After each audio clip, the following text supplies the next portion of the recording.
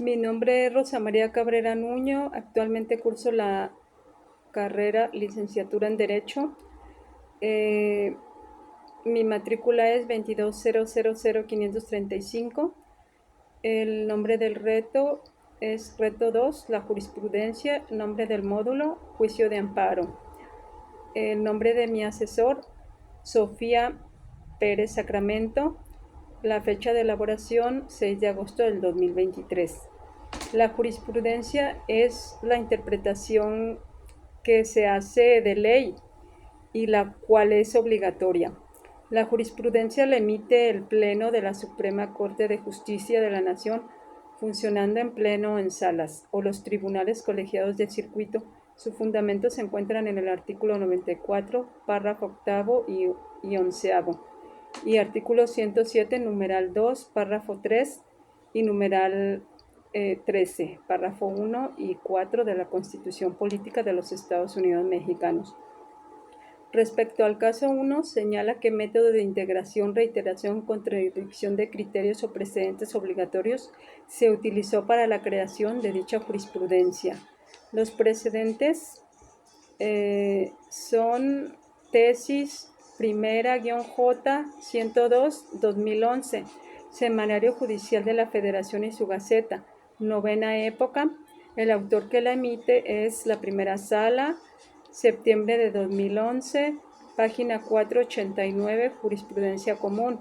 El rubro, facultad de atracción. La Suprema Corte de Justicia de la Nación puede ejercerla a efecto de integrar jurisprudencia sobre un problema que implica el análisis de diversos preceptos constitucionales y legales. El método de jurisprudencia que se aplicó es jurisprudencia por reiteración, argumentado por el artículo 224 de la Ley de Amparo.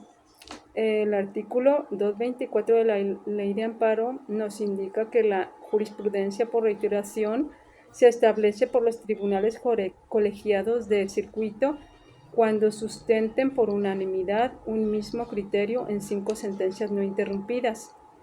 Por otra, en contrario, las cuestiones de hecho o de derecho que no sean necesarias para justificar la decisión no serán obligatorias. Para integrar jurisprudencia por reiteración se establecen por los tribunales de circuito cuando sustenten por unanimidad un mismo criterio en 5 sentencias no interrumpidas. Para el caso 2, respecto al caso número 2, identifica cuáles son los razonamientos para que la jurisprudencia primera-J 93-2013, décima época, fuera sustituida por la jurisprudencia primera-J 78-2018, décima época, emitida por la primera sala de la Suprema Corte de Justicia de la Nación. Los precedentes: tesis primera-J 78-2018, décima época, Gaceta Semanario Judicial de la Federación, décima época. El autor que la emite es la primera sala. Libro 61, diciembre de 2018, tomo 1, página 239, jurisprudencia común penal. El rubro, sistema de justicia penal acusatoria oral, contra el auto que ordena la citación del investigado a la audiencia inicial, es sin precedente. Esta jurisprudencia nos indica que fue interrumpida y la interrupción de la jurisprudencia implica la desaparición de su obligatoriedad cuando se pronuncia sentencia en contrario por el propio órgano emisor o uno de jerarquía superior por efecto de haberse pronunciado alguna ejecutoría en contrario al artículo 194 de la Ley de Amparo. La jurisprudencia primera J 93-2013, décima época, interpretó las legislaciones adjetivas penales de los estados de Chihuahua y Durango y sustentó que la orden de citación al investigado a la audiencia de formulación de imputación con apercibimiento de aprehensión en caso de no comparecer, transgrede el derecho de libertad deambulatoria, pues coloca al individuo en una situación ineludible de obediencia ante un mandato judicial, lo que se traduce en un acto de imposible reparación susceptible de ser impugnado a través de juicio de amparo indirecto. Ahora bien, de una nueva reflexión, esta primera sala estima necesario interrumpir este criterio jurisprudencial, porque la regulación de la citación a esta audiencia en las legiones locales mencionadas es semejante a la prevista en el artículo 141 del Código Nacional de Procedimientos Penales para la citación a la audiencia inicial y de la lectura sistemática de las fracciones 1 y 2 del artículo mencionado. Se advierte que la citación a la persona investigada a la audiencia inicial en la que habrá de formularse imputación en su contra por sí sola no es un acto que afecte su libertad personal, al tratarse de una simple comunicación del juez a petición del Ministerio Público.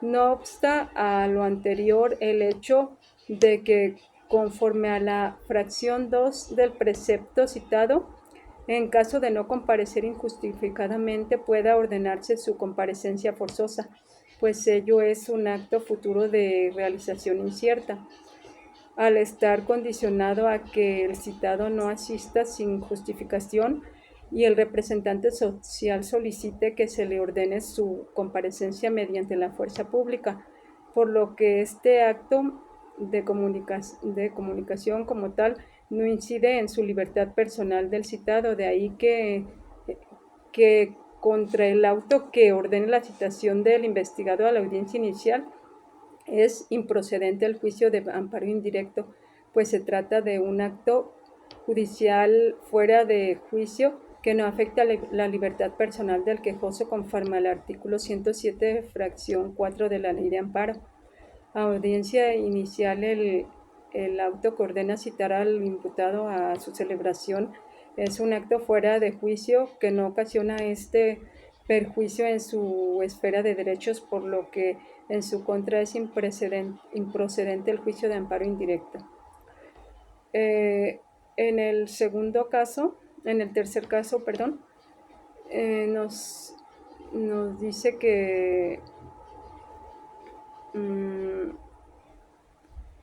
respecto al caso 1, 2 y 3, es la tercera pregunta, indica en qué época del Semanario Judicial de la Federación fueron publicadas las jurisprudencias. En el primer caso fue publicada en la 9ª época, en el segundo caso fue publicado en la 10ª época y en el tercer caso en la 9ª época.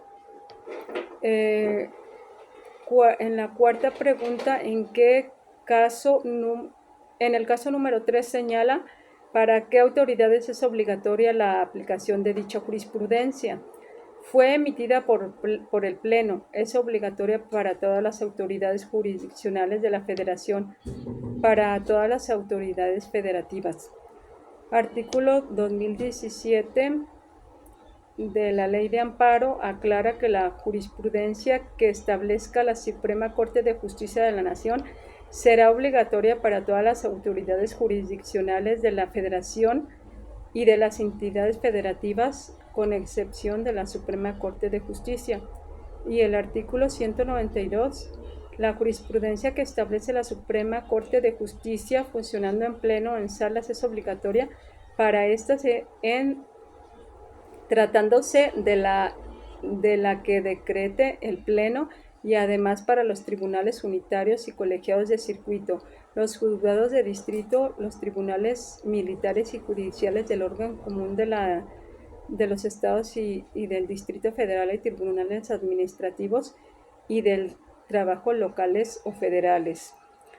La pregunta 5, en el caso número 1, identifica si se cumple con el requisito establecido en el artículo 223 de la Ley de Amparo respecto a los votos que debe emitirse por su aprobación. El artículo 223 de la Ley de Amparo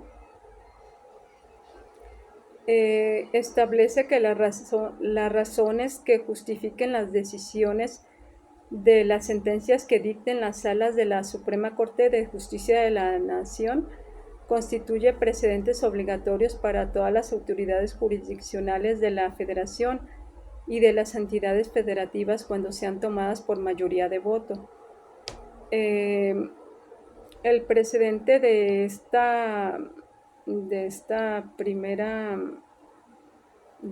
primer caso es tesis primera-J 102-2011, Semanario Judicial de la Federación y su Gaceta, novena época.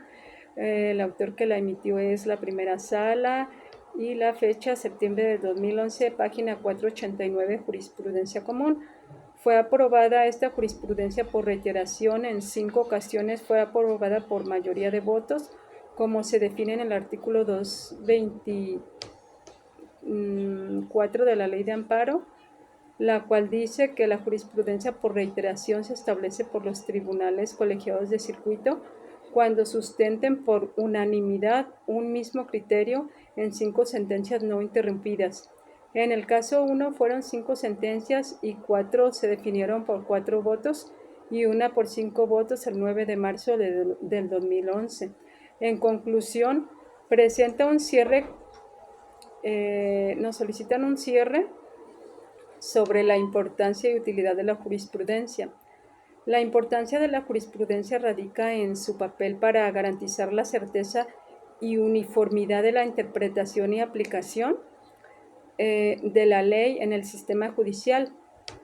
A continuación se destacan algunos puntos clave sobre su relevancia. 1. Interpretación uniforme de la ley.